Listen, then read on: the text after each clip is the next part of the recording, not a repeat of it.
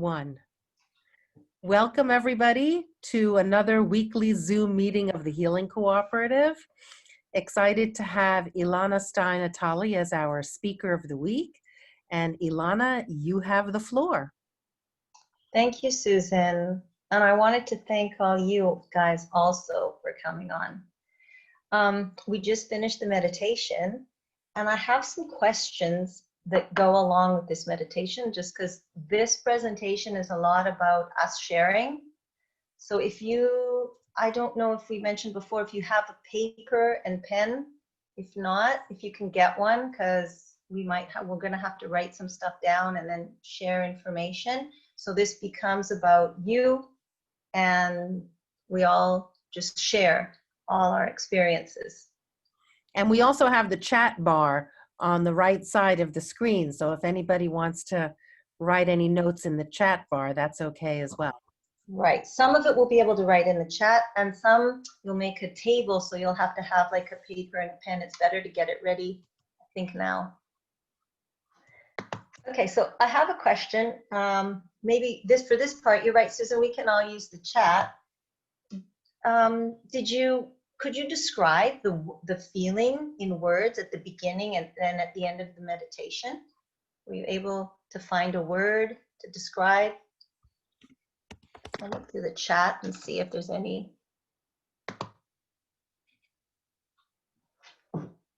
Should we reply to everybody?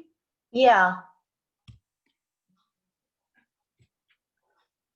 Okay, so I see some of them were like safety and ready, tight, and then soft. So the reason I asked you to create a word in your mind is because whether our eyes are open or closed, what happens is the neurons in our nerve cells in our brain, they connect. So they're like yin and yang, there's two separate parts and they connect. And that connection is a thought.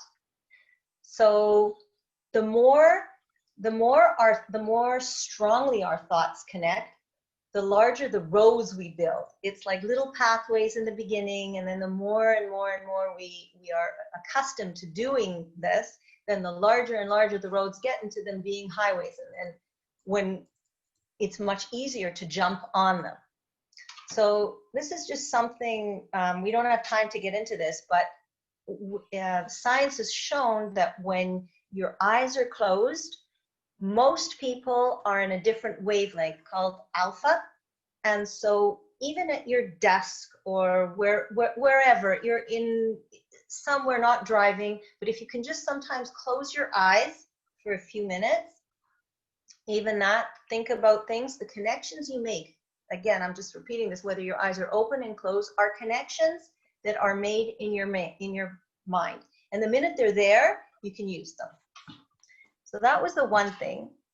The other thing, could you separate your thoughts, emotions, and body tensions from your whole? Could you put them apart and then bring them together? So just yes or no. Would be good.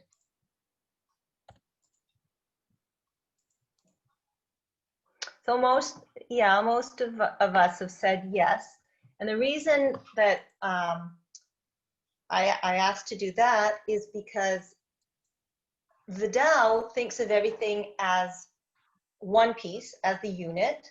However, in order for us to communicate, or if we have a thought or any concept we have to pinch it off from the whole. Because you can't define something in terms of itself. So in order for us to have, I mean, maybe sometimes you've seen that you'll have, let's say, a clock and it's not working.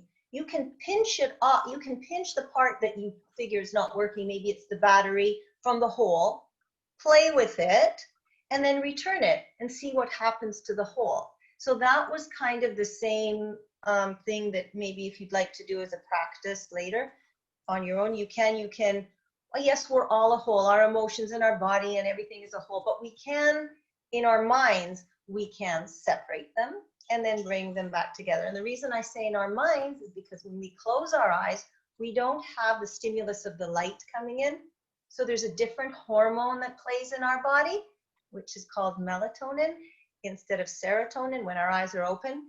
And this melatonin allows us to think more like in a dream state where we can, our imagining, things don't make sense, but I'm saying don't make sense like that, because like what is real with our eyes closed or with our eyes open? It doesn't matter. They're both real to our mind.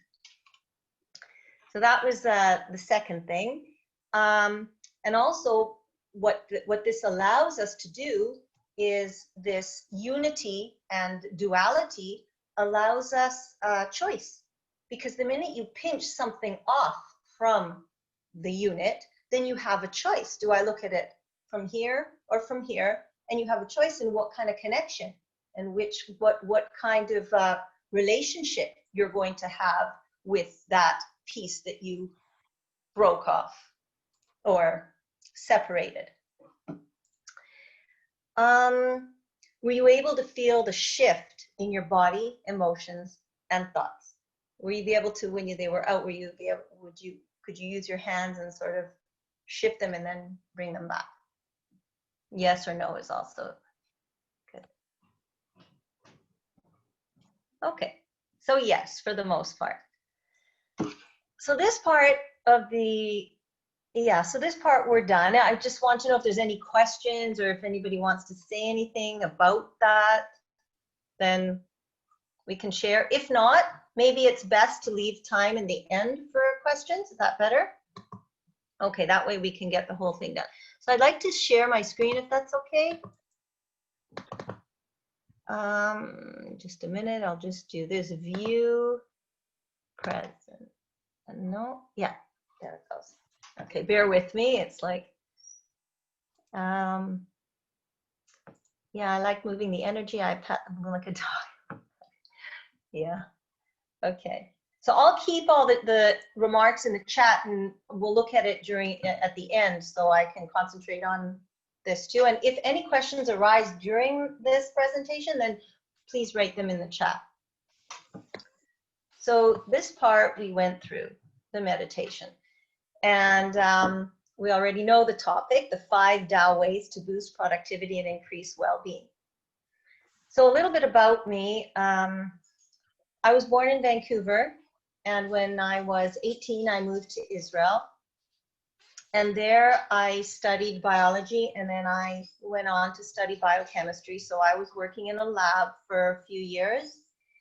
And after that, I figured, well, there's just so much movement that happens in a petri dish and in a microscope. So I went to study nutrition, and I became a dietitian in Israel, working for the army and working for like the public health, something like OHIP. There it's called Cooperative, for those of you who have lived in Israel. And part of just like here, part of maintaining your license, you have to take extra courses. And so at one point, I learned, I added Chinese medicine, which was completely different to anything I had ever learned in school before. And the first year, it was a 2-year course. The first year, I was like, this is crazy. What are they talking about? That the lungs are insulting the liver, and the liver doesn't want to talk to the spleen. I'm like, this is crazy.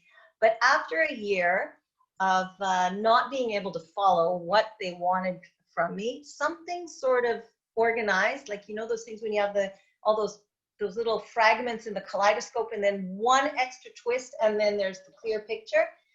Kind of something like that happened, and all of a sudden I noticed that whatever I couldn't really understand the connection between the things I learned in the microscopic world, all of a sudden the Chinese medicine had allowed me to connect the dots and to like look from a bird's eye view and see, oh, so when I was learning about this enzyme or this specific site, now I can see more so what it has, how it partakes to the whole. So that was really exciting. And then when I came to Canada 20 years ago, I opened up, I had to recertify as a Chinese medicine practitioner, and then I opened up a clinic, and I mainly work with fertility and gynecology. So this picture means a lot to me because it's my dad, and I lost him when I was in my 20s, and his favorite pastime was his sailboat.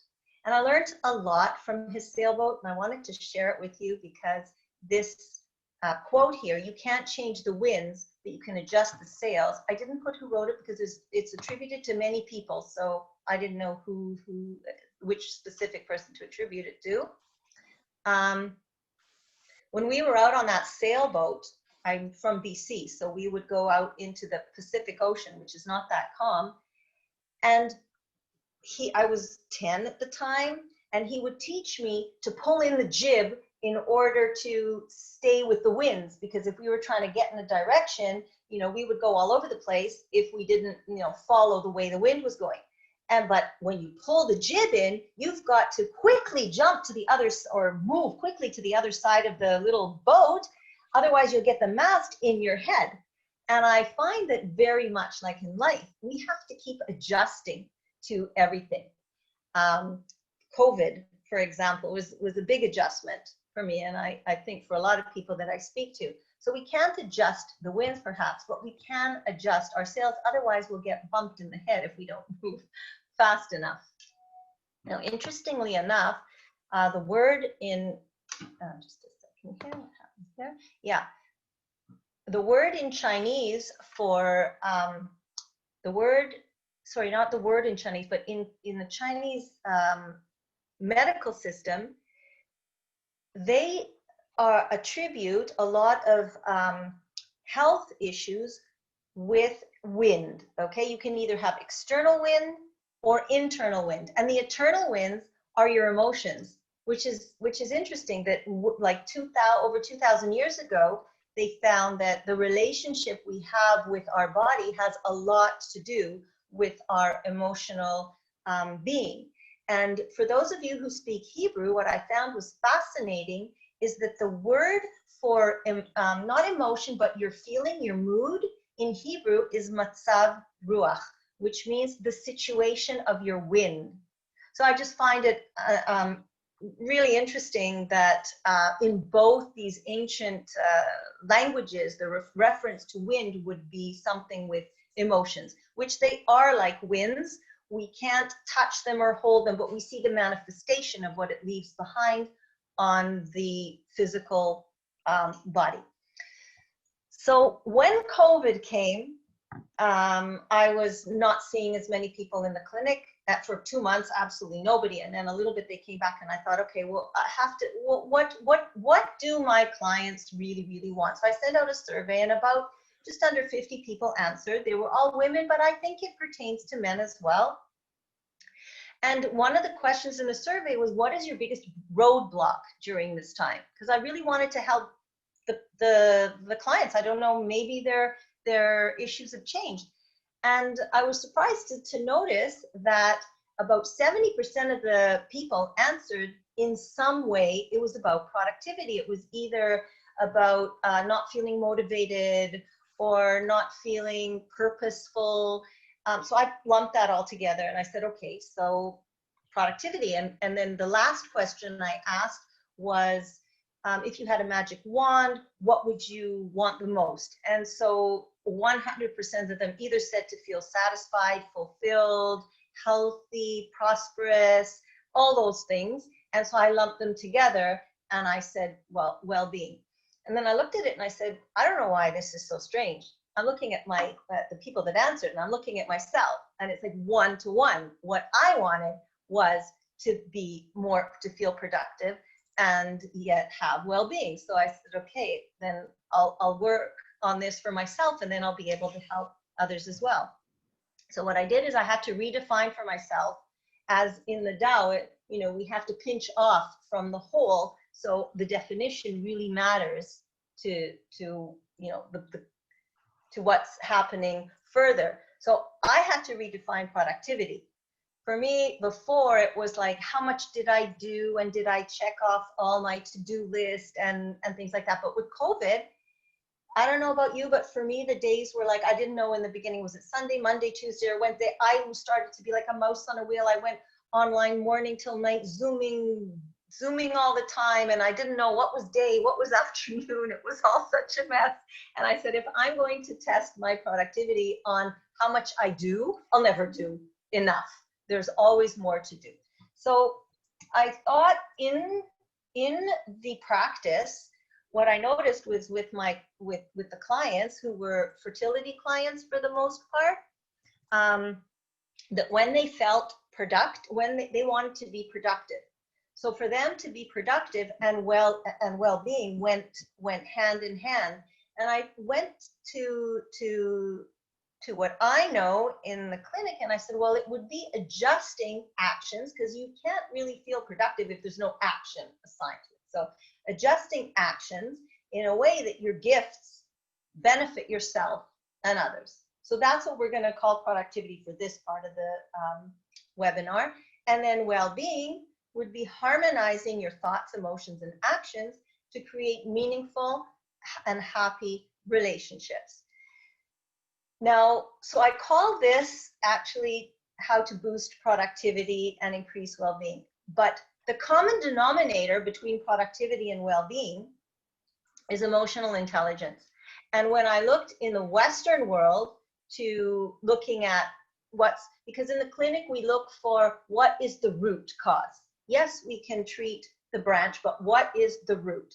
So the root of productivity and well-being in like almost all the research that I was looking through was, for both sides, emotional intelligence. So actually we're going to talk about the root cause, which is emotional intelligence. And so there's 3 parts of our brain actually that Dan Siegel has a really wonderful way of representing it for practitioners. This you might, I don't know, maybe perhaps you know this, but I saw it, I thought it was beautiful.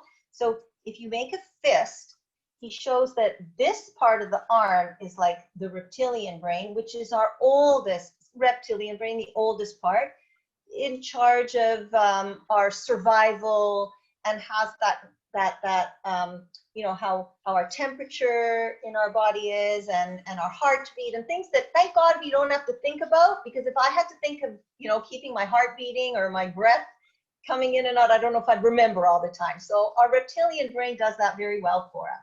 Then in the middle, where the thumb hides inside, is the limbic brain, which is where our emotions and our memories are created or stored or connected. Okay, so that's that. And then on top of it, we have the newest brain, which is our neocortex, and that's the thinking brain, the brain that can rationalize, the brain that can put it all together. And when we are upset and there's unpleasantness in the air, we flip the lid. So the parts are not connecting. So then we think of how can we bring it back to connect them all, our thoughts, emotions, and our actions. Now, moving this to the Chinese medicine.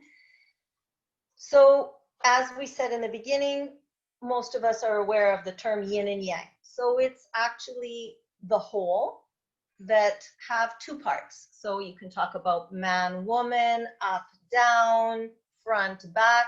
And the beauty of it is that they are not really separate. They define each other. They cannot exist without each other. Up doesn't exist without down. Hot doesn't exist without cold. So what actually you can do is, if you're feeling, I don't know, down, you can say, well, how far away am I from feeling up? Because it's all relative. And they also change. How do these yin-yang entities change? Well, then they said, let's create these 5 archetypes of energies, which they have the fire, the earth, the metal, the water, and the wood. Now, in the practice, we use the 5 elements to determine how to treat the patient. We look for the diagnosis through the 5 elements, and we treat through the 5 elements. So it's very simple, yet very deep. And, you know, there's many things you can talk about the 5 elements of politics and of of gaming and of anything, because it is just a way to look. It is a language of how nature works. So what they did is, it's basically they divided the energies up into 5 archetypes of energy. So there's a certain emotion that goes with a certain energy. There's a certain color that is attributed. There's certain foods, certain smells, continents, organ systems. Okay, so everything has its own place, its own vibration, its own vibration within one of those 5 archetypes. And there's a way of, if we take an example, wood would be if we're talking about the seasons, wood would be the spring, because it has a very vibrant, quick up energy that goes up and out. And the fire would be the summer, where it's like even more so, everything is coming out and just like fire, all over the place and loud and charismatic. And then you have the earth, which is now turning towards downwards, and it has a more accepting nature. It has a different kind of vibe. Then you have the metal, which would be the fall, where the leaves are falling and you're starting to lose things, which has a different vibe, and it's connected to our lungs or sadness, and so on and so forth. Okay, so that's a whole other thing to get into that, which it's in the end, if anybody's interested, we can talk about that.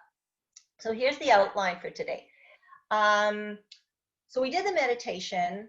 Now we're going to go into storytelling, because a picture tells 1,000 words, but stories tell 1,000 experiences.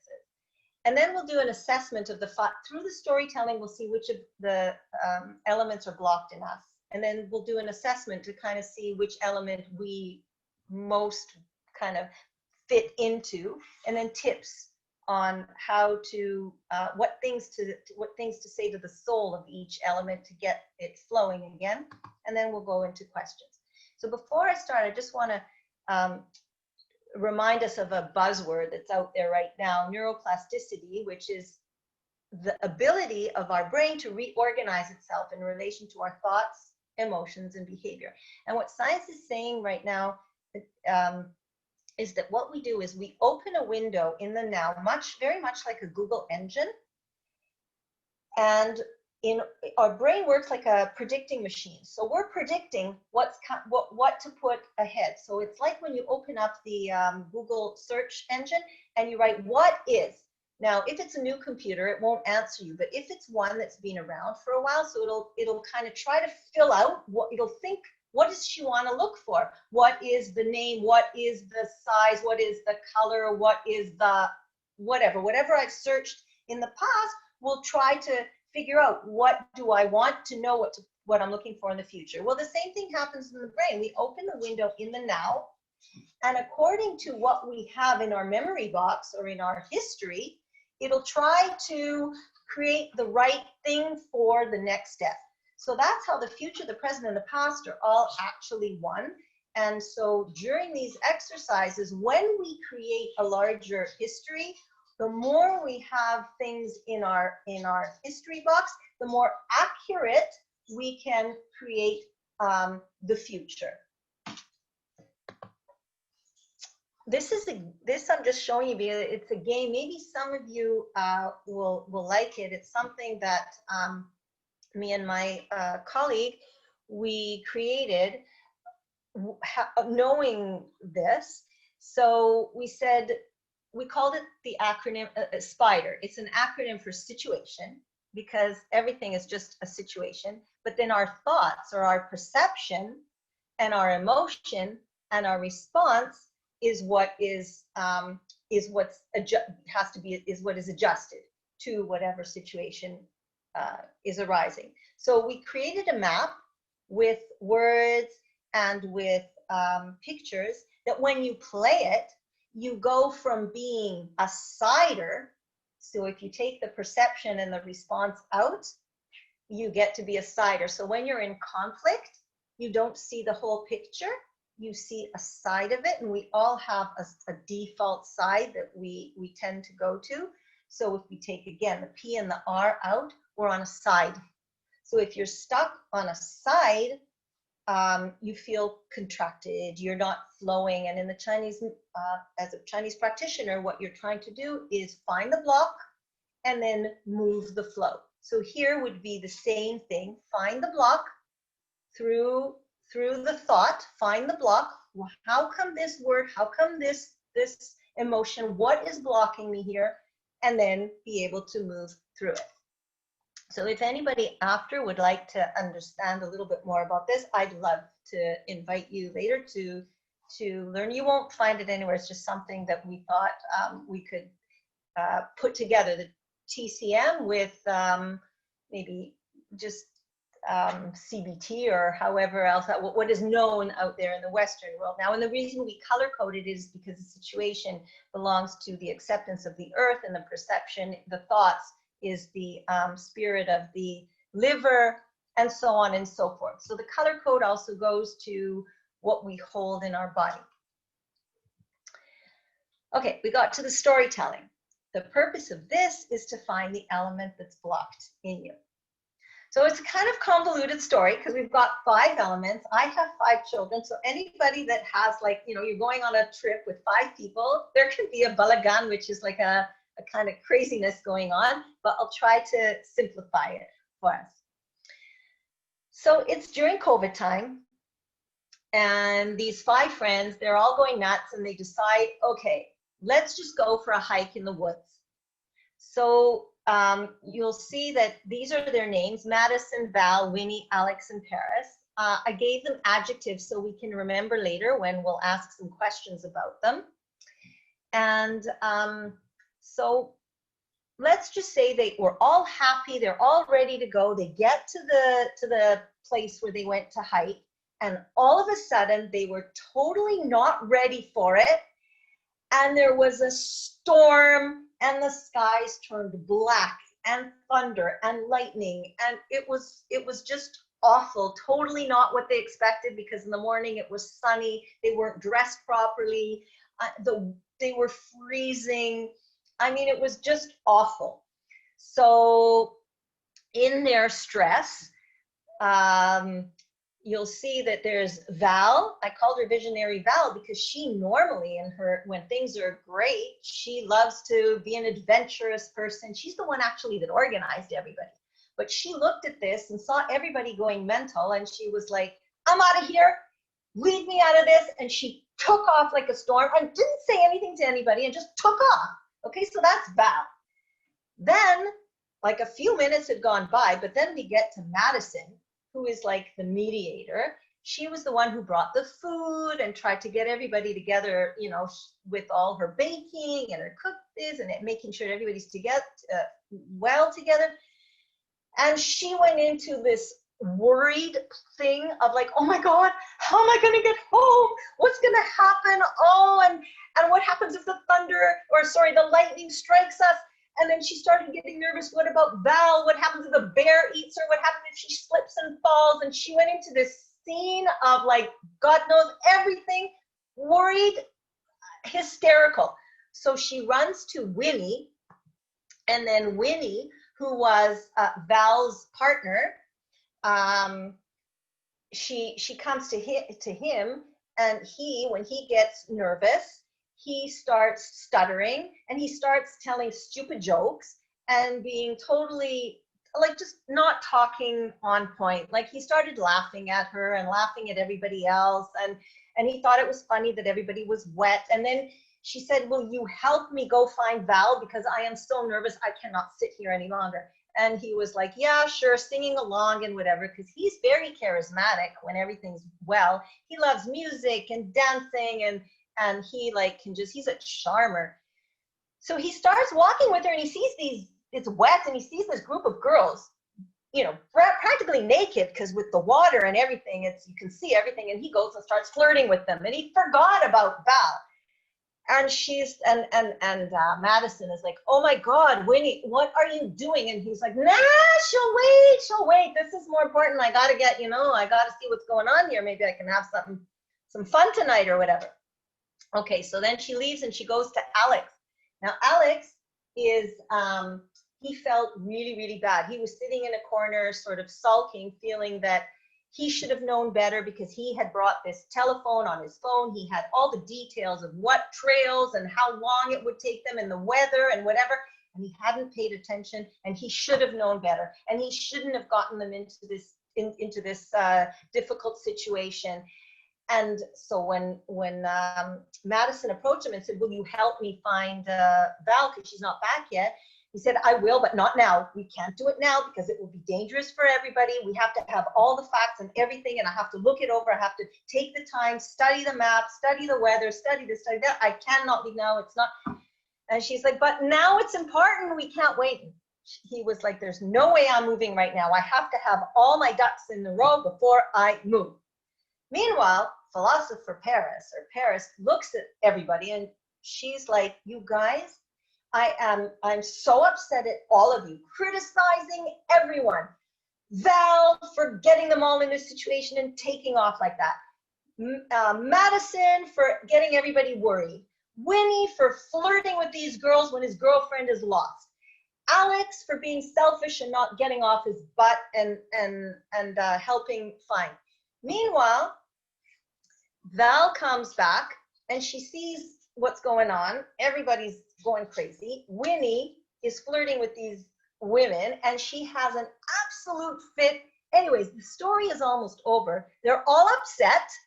Not a very productive day. They get in the car and they're on the way back. So now I'm going to ask you a question. We can answer in the chat. If we're all on our way back, if you were the driver, one of these people, which one of the five would you kind of, we're good people, so we're going to take them all home. But let's theoretically, if you could, which one would you get rid of first station, out of the car, out of my sight? So if you could just all answer, which one irritated you the most? Which was the one that was like, okay, this one, not, get rid of them. I don't know why, but the chat is missing for me now.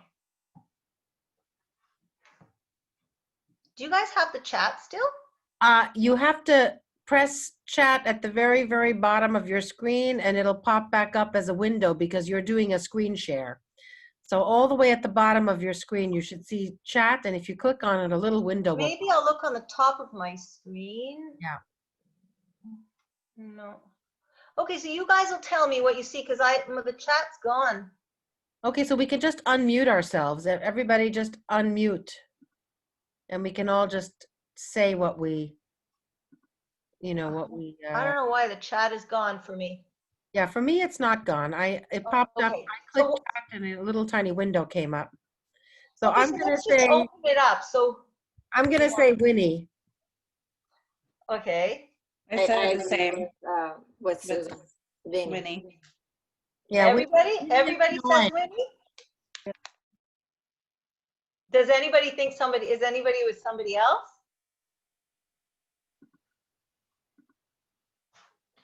No, I'd get rid of Winnie. I'd leave him there with the ladies.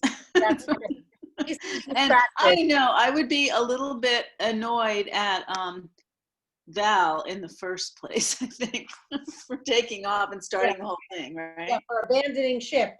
Yeah. Okay. So I would leave Visionary Val. You would leave Val. I think I would too. I would probably leave Val and Alex.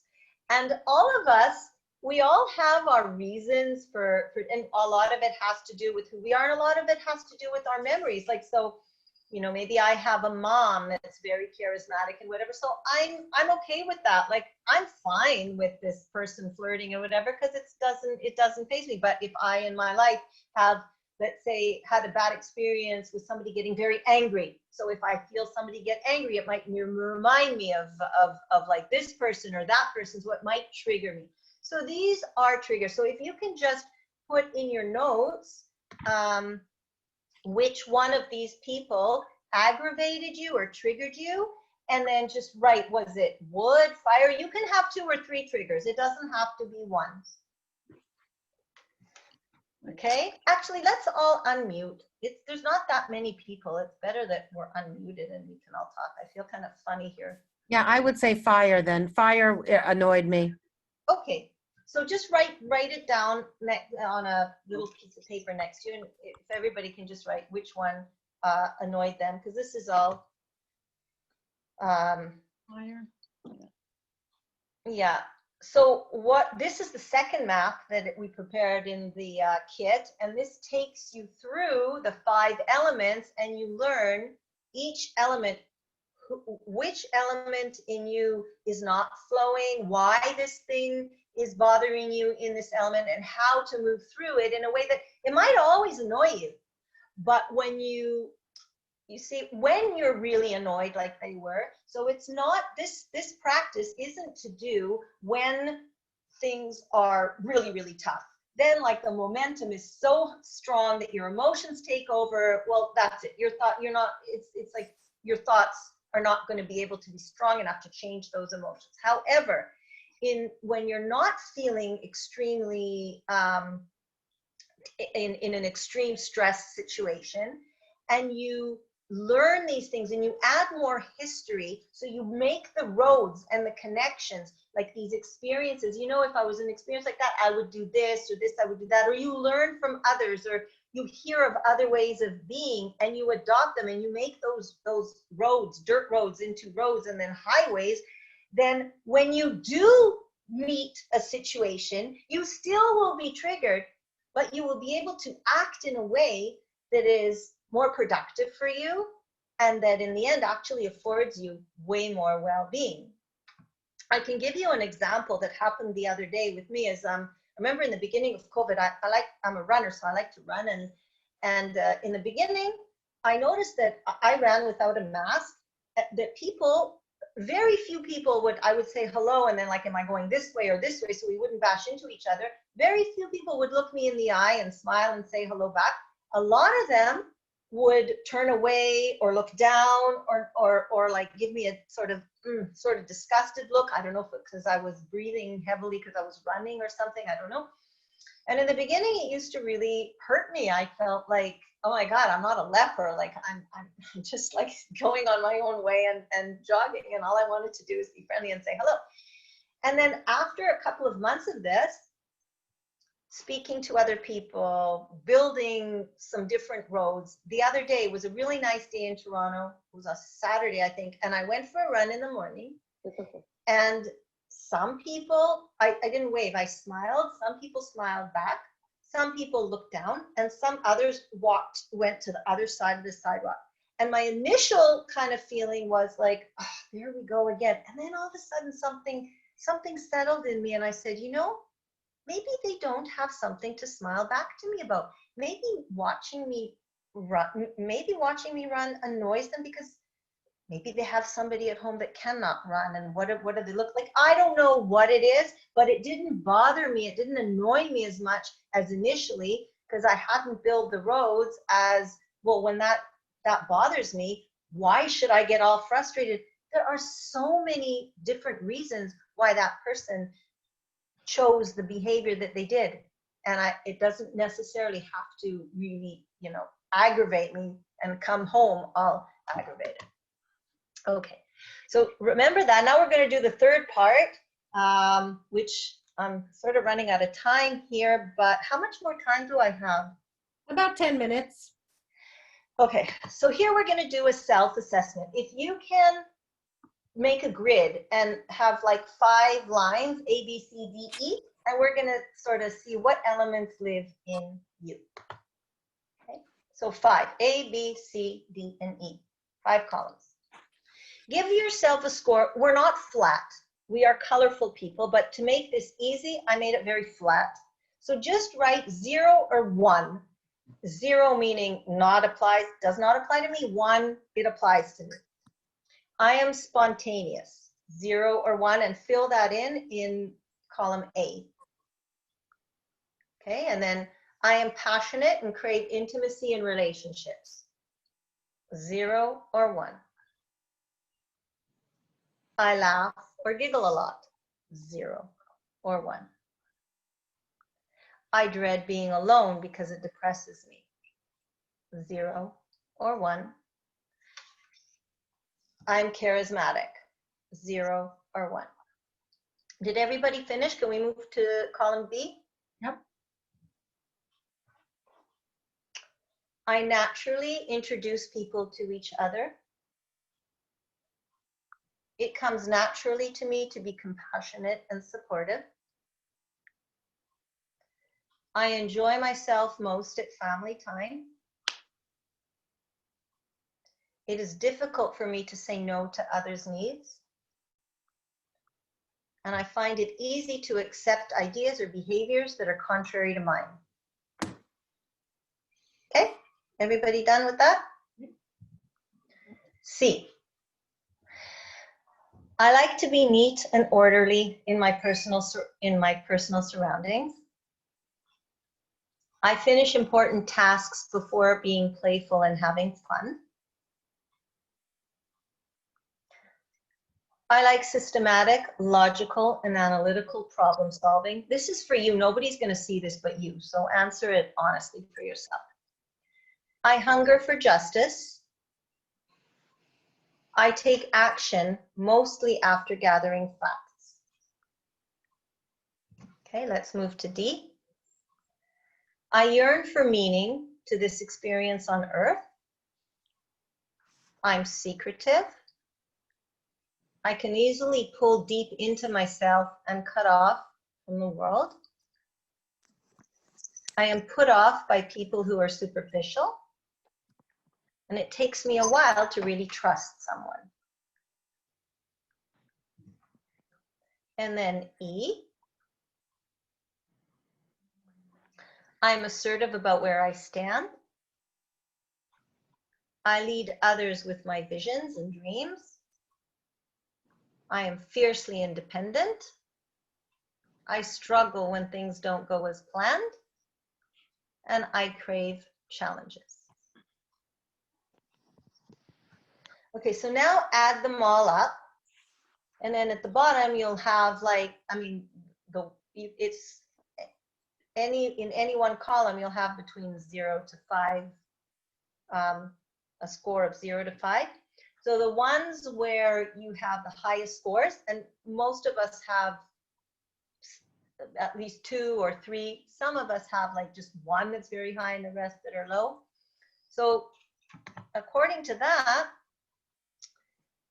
if you were highest in E, A, B, C, or D, you'll know which element is more pronounced in this kind of very rough test or quiz. You'll know which element is more has more traits like that you have. And there's no element that is good or bad.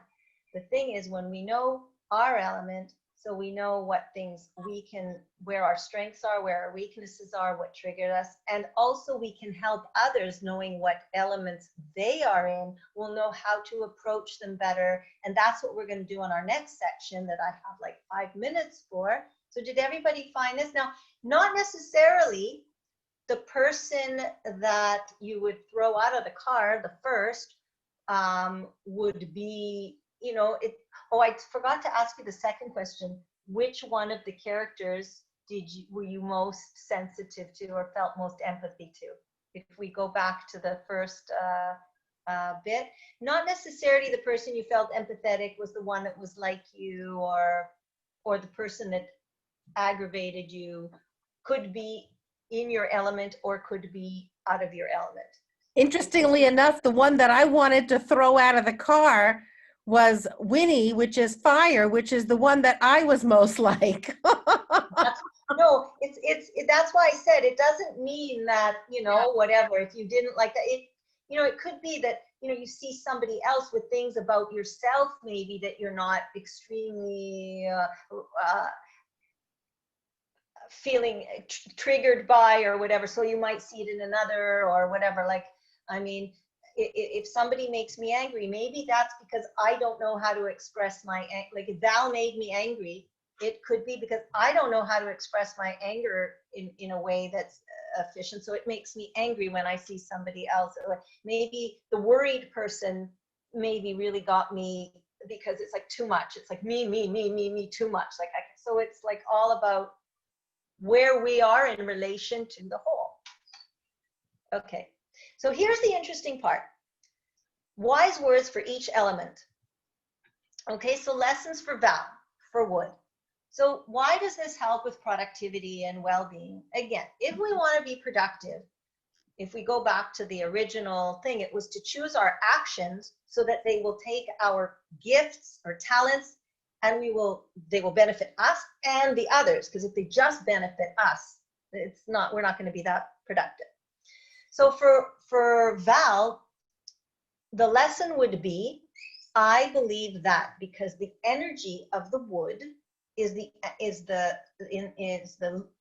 organ of the liver, where the spirit is the dreamer, the imaginative one, the visionary, the one who gets things going. Like, think about a plant that it's just gonna burst through everything, and that force of going up. So anger is the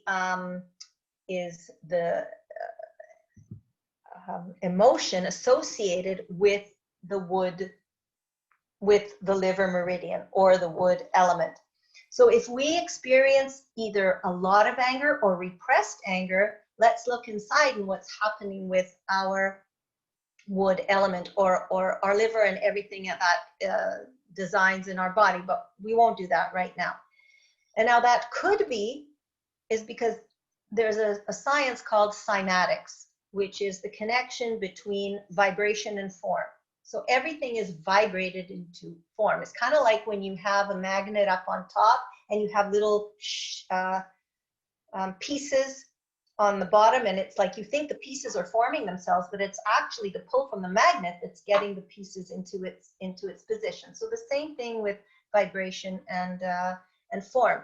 So it could be that because the form of each of our organs is in a certain shape, that shape pulls to it a certain emotion. So when we have this emotion, that is the organ that it will be connected to. And there's a really neat experiment in the end. If you want, I can bring it up. I have it at the end of here, where they showed in like which emotions, where it's felt in the body. And it's quite correlated to the way the Chinese medicine looks at it. So I believe that. So when you're angry, not in the middle of like a stressful situation, you're just going to let your lid flip, right? And you're just going to go on. But if you practice before that, and if you can stimulate ideas in your mind, then you can say, okay, after, when the thing is, when whatever upset you is over, and you can say, well, I'm angry because I believe that.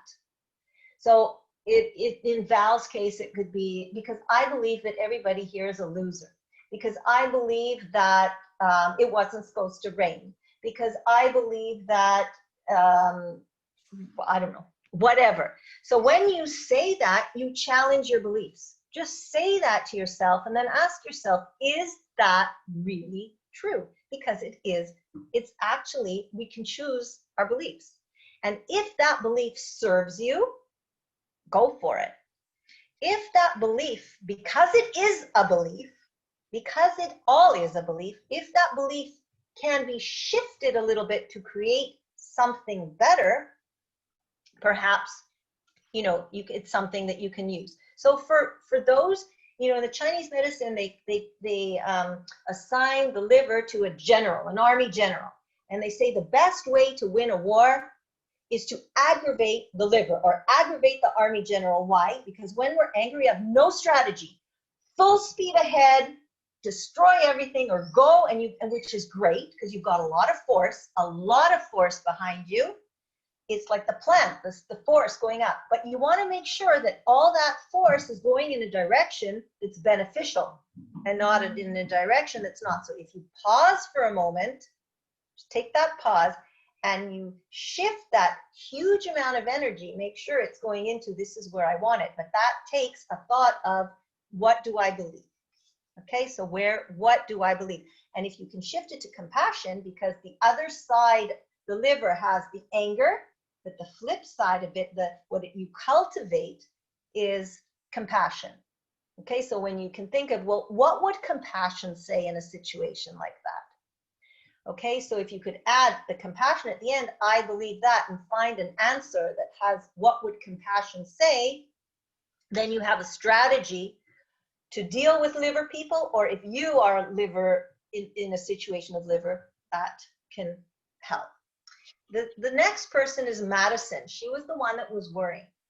So I'm a Madison, so I know my kids have told me, so I've learned from them also. If you can just do a small shift in energy and replace worry with wishes. So when people say, so stop worrying, just don't worry, it doesn't work because your mind is going at like whatever speed. But if you can just say to yourself, not when it's like horrible, but beforehand, if you can create those highways that you learn that when I'm in a situation like that, I'm going to wish. So I know that now when I'm on the street and I see something, an accident or something, instead of getting into all this, oh my God, maybe it's somebody I know, maybe it's this, not that it matters if it's somebody I don't know, but that's just where my brain goes to. And so I'm like, I'm wishing for these people, whoever it is, that they'll have like help around them. They'll be able to find their way through them. And I just wish. I've taught myself that so many times that it's already, when I find myself getting worried, maybe not at the peak of worry, but if I can stop myself before I get to a full-blown worry, then it does really help, because I can still get my brain to do something and feel like I'm in control, but in a more open way. Because when you bless or when you wish, it's better. I mean, my kids have told me that. They're like, instead of worrying, Mom, can you just say, I trust you. I know everything will be okay, but if you need, this is where to find me on it. They've told me that. So wishes to worry. I mean, worry to wishes. And then for Alex, the metal, who needed all the facts and who wants to know where things are before they move. So remember to say, I choose it. I use that a lot, and it's really helped me, because if you remember, Alex felt like, poor me, it was my fault, I'm the victim, everybody's angry at me, he took the responsibility of being angry at, that everybody would be angry at him. But when you say at the end of a sentence, I choose it, it gives you power automatically. So if you're in a situation and you're sad and you just say, I choose it, that is fine. You choose it. That's fine. There is nothing wrong with choosing it. It's not anybody else choosing it for you. I choose it. If you choose it, you can also say, because I chose it, I choose to change it, or I choose to stay with it, but I choose it. I find that super powerful. In a situation that I'm acting in a certain way, if I say at the end of it and I choose it, it gives me the power to then actually live in it or choose otherwise. Okay. And then the lesson for Paris, who was the one who was criticizing everybody. So that's the water type, very philosophical, very deep. Now at the very depth, at the night sky or at the depth of the ocean, everything is illuminated. Everything, all the animals at the deepest part of the ocean, they have, all our DNA is luminescent, but in their DNA is even more so. We see the photons of light emanating from each time that the DNA molecule opens up to replicate. Or, yeah, okay. So when you're in the deep doo-doo, when you can say to yourself, just look for the light, there is always light. Always. It won't be the sun. It won't be the light of the fire. It will be the light of the stars. It'll be that small sparkle, that tiny, and just look for it, because it is always there. You know how they say, the longer you stay in the darkness, the more you see. So sometimes even that light is you. Just to realize that sometimes the lightest part in this whole darkness is you. And the lesson for the fire is, I love this one. When you say to yourself, you change a preposition. Instead of why is this happening to me, you ask, why is this happening for me? The whole picture gets a different light. So it can be like Einstein said, either you believe everything is magic or nothing is magic. So you can either believe that there is a bigger picture in this world that we in our state cannot see. And so there is a meaning for everything, maybe not a reason. Like if something happens, maybe there's not a reason for it, but we can find meaning. So if we can say, hang on a second, why is this happening? Not to me, but why is this happening for me? Why is this happening for me? You know what? It opens up a whole new place to search for answers. So I'm going to end with a story. Do we have 2 more minutes for a story? Yeah, sure. Okay, it's my favorite story. It's a Taoist story called The Empty Boat. So the story is like this. There is a fisherman who loves his boat. Some people love their cars, some people love their homes or their clothes. He loved his boat. He used to polish it, and every scratch that came out, he would repaint it. And one day he goes out in the river with his boat. And then when he came to this place where he decided to rest a while, and he just left his boat without his oars, just sat there in the boat. Now he sees from a distance that there's another boat coming towards him. And he starts like flailing around and saying, wait, hey, move, you're getting too close, you're getting too close. Nothing's happening. The boat keeps coming closer and closer and closer. And then he's getting aggravated and he's like, you idiot, and boom, the other boat bashes into his, scratches the whole boat, dents the part. And he's furious and he's like, well, at the beginning he was kind of worried, and then he went into scared, and then after he saw that nothing happened, he wasn't tipped over or nothing, he just nothing happened, but his boat was ruined. So he got really angry. He started yelling at the person in the boat. But then he looked and he realized there was nobody in the boat. It was just an empty boat. So this story and then once he realized it was an empty boat, he stopped yelling because there was no use in him yelling at an empty boat. So you can look at this story from very many angles. I'm just going to bring 2, and then you can create all kinds of your own. One is that the frustration, the fear, the worry, all that was in him. The boat that bashed into him was just a trigger. The second, so what are the things that trigger you? Find them out. The second is you can look at life from the empty boat, which is how the Taoist approach kind of looks at it, is to empty our hearts. So if you are traveling in the river as an empty boat, and you bump into somebody, people may curse you once, they may curse you twice, but then they'll leave you alone because you're just an empty boat.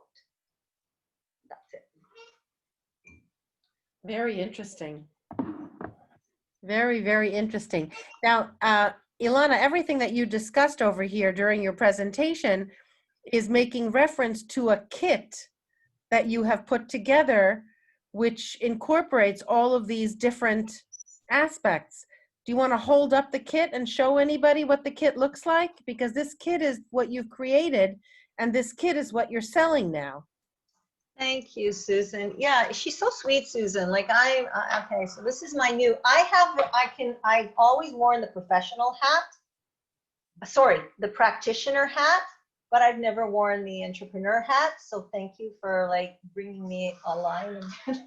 So, in my old age, this is what I've done. So I've created this, there's a bag, kind of Chinese looking, called Show Me TAO Way. When you open it up, there's a pouch that it looks like a fan, but I don't think you can see it from here. You open it up, and then inside you have the maps. You have a pocket holding picture cards and word cards, and they're all attached to a Tao chapter. So actually it's like, you asked about the Tao, you cannot define the Tao, because the minute you define the Tao, you defy the Tao. So it's actually, there's 7 billion people, 7 billion ways of doing the Tao. And that's what I love about the Tao, is that it doesn't contradict any religion you're in. Like, I mean, I'm Jewish and I can do the Tao because there's no dogmatic, theories to it. It is just I find that it's 81 chapters saying the same thing from different angles. Maybe if this chapter doesn't speak to you, this one will, and maybe if this one doesn't, this one will, and this one, or this one, or this one. So it's 81 chapters, and you can check each time what is the chapter and sort of learn it through your own experience. And then there is also like a mat that this is just like it's like a placemat where you can do your work. And it's just it's nice to write on it. So it's like a place to kind of open up, and it's like an icebreaker between two people. I found in the clinic, like you'd ask the client, like, so tell me about yourself. And they don't know where to start. So the cards, it's a place to start, because whatever they see in a picture or in a word, depending on the type of person, if pictures are too abstract for them, we'll start with a word, and depends on the client. Sometimes, of course, you can combine the two, and then you understand their story. You can connect through stories. So that's basically what it is. So the kit basically helps you to be able to work with clients using the philosophies of traditional Chinese medicine and the concepts from the Tao Te Ching. Right, and as you use it, the way the game is designed, it's like when you go and you turn on the electricity, you just have to know that you have to press this button, and you're using the concepts of physics. You don't have to understand them. So here it's like you don't have to understand everything about Chinese medicine. If you know that if you're playing the game, the way it's designed, it's like you're working through the Tao like concepts. And it gives you insight by working through this game that you've developed. And I'm assuming that there's a little instruction booklet that comes with the kit. There is, but there's also and then there's we can do like a 42-day journey where this is what I'm doing now. I take like 5 people on a group, and we all journey together through each element, and we learn about ourselves and others, much like how the 5 people went on a journey and theirs wasn't too productive. But when you go with 5 people on a journey, there's stuff that comes up. So we learn through others what triggers us in ourselves and in others, and we work through the elements. Very nice. And if anybody wanted to, for example, purchase this kit, how much is it? Where can they buy it? Oh, I can send it to them. I have the kits here. Okay. So right now it's $150, and it comes with a lesson on, the spider map that I showed you. So it comes with like a lesson on how to start. That's an easy map. So it comes with like a 4-hour lesson on how to use the spider map. The other map is a little bit more, it's got a lot with more steps to it. So that would be another course that. So it's basically like a learning tool, a game to be able to work on a person's issues using the philosophy of the Tao. Yeah. Right, but you can also just use it as an icebreaker, because I have a sheet that comes along with it with 10 games that you can play, like social games. Beautiful. Very, very nice. Very You interesting. don't have to do the philosophy, you just can use them as, you can use any cards. Yes. The words are what are important here. Right. But you can combine them. So if you have a system that works for you and you have your cards, take the picture with this word, and then you can learn it through the Tao, because it's the words that are important. The pictures, take the pictures from your own, camera. It doesn't matter. And the Tao Te Ching was written by Lao Tzu, right? Yeah, it is attributed to Lao Tzu. They don't know if Lao Tzu was actually a person, or it was a few people that got together and put these words. But there's this whole story about it, about that if it was a person, that him and Confucius were kind of, they were trying to see who would win, whose ideas would come into being, Confucius or him, and he had lost because he was this like farmer into nature. Confucius more thought about the society and hierarchy of the way things were, and so in I his. have a copy of the Tao Te Ching somewhere on the shelf over here behind me, but You can get it on your phone everywhere. It's like, other than the Bible, it is the second most translated piece of literature in the world. So Very you can interesting. get it anywhere. Yeah, I recommend for everybody to have a copy of it. It's a very, very beautiful piece of writing. And Maureen has lots of interesting books about the Tao in her beautiful center. Yeah, yeah. Yeah. So could you guys share with me, like, how is it for you in your practices? Because a lot of you here, you know, you use parts of this in your practice or in your life. I would Hi, definitely. Ilana. This is Gary. And Susan, I have to go to another one, but I want to just tell you, you're awesome. I want one of those kits. And when I look forward to being able to work with it with clients when we go back to, past COVID and everything. But you are fantastic. And this was really great. And I'm so happy that I was able to be here. So thank you, Susan. Thank you, Ilana. And I Thank you. put the information in the chat, but I have to get on another conference call. So Thanks, lots. Gary. Thank you. Okay, Gary, we're gonna connect because I wanted his book too. So Yeah, okay, we'll yeah. connect. absolutely. Yeah, By and the way, there's a version of this online, and it's open for anybody because I put all the pictures online and the words, so you can just excellent. Excellent. Yeah. do it online. Thank you guys so much. Ilana, I appreciate it.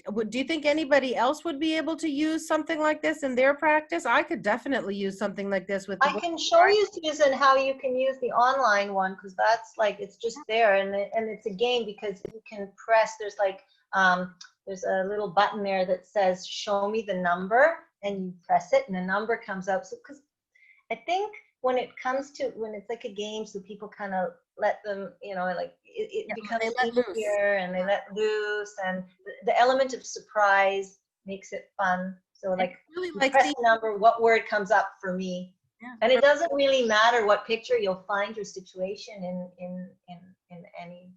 I think of it as a psychotherapeutic tool. It's like cognitive behavioral therapy and restructuring of thoughts, cognitive restructuring. I think it's very valuable, very, very helpful. Yeah. Well, sometimes in the picture, you can say, okay, so what do you like and what do you don't like and what would you change? And then through the picture, it'd say, oh, well, I would get rid of the person sitting in the snow, and I would put him, okay, so what does that metaphorically mean in your life? How would you get out of the snow in your life? And all of a sudden, then you can make the connection because you're so stuck or you're so used to seeing yourself in a certain place, but the picture gives you a distance. So you look at yourself. Indeed. At a Yeah. distance. It allows for self-reflection. Absolutely. Yeah. Ilana, thank you very much for being our speaker. Thank you, guys. Fascinating stuff. Make sure to put down in the chat bar over here on the right how people can get in touch with you and how they can look at the online version of this kit, how they can buy a real version of the kit. And remember, guys, at the price that Ilana quoted you, it's in Canadian dollars for us Americans, which makes it even cheaper for us. So, yeah, well, it's just the kit costs a lot to make because there's 2 decks of cards. And it's a high quality kit also. It's beautiful. I remember we were just in the planning phase last year. Yeah. Yeah. Thank you so much. And I don't know. Do you want me to write my phone number maybe? Or I would put whatever it is that you want to share in the chat bar, I would put it in the chat bar. And the wonderful thing about this kit is that you can kind of like make it your own. You know what I mean? You can work with it in a way that suits you. If you have a knowledge of Chinese medicine, if you have a knowledge of the Tao, it's very, very interesting to be able to kind of make it unique for yourself. So now what we're going to do is we're a little bit behind schedule, and I don't want to keep everybody so late. Ilana, thank you so much, and we're going to move into our very, very last segment, which is very, very short. It's just basically a way for us to be able to do a little bit of energy healing on one another by distance and to just bring our meeting to a close. I'd like everybody to focus on the beautiful sharing that we did today in the meeting and feel that that sharing is pooling in the heart center. And then what I'd like you to do is I'd like to visualize that that energy of sharing is moving from the heart center into an extension of the heart chakra, which is the arms. So moving that energy from the heart into the arms, into the hands, and rub your hands together.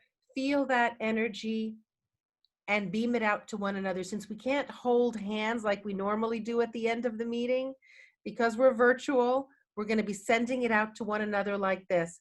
And I'd like you guys to just repeat after me. May wisdom shine through me. May wisdom shine through me. May love grow within me. May love grow within me. May strength penetrate me, that I may arise a helper of mankind, a server of holy things, selfless and true. I want to thank you guys so much for participating in tonight's meeting. It was really beautiful. Always wonderful to see you. Join us next Sunday, where you're going to be meeting Corrine from Toronto, who is going to be doing a presentation for us on a very interesting form of energy healing. And then after that, I'm hoping that we're going to have Maureen as a speaker, and Gary as a speaker, and Cheryl as a speaker. Just let me know. Irina, I'm waiting for you also to be a speaker. Just let me know what week you'd like to present, and I'm here for you to be able to spread the word about what you have to offer in the field of holistic healing. Thanks everybody so much for participating tonight.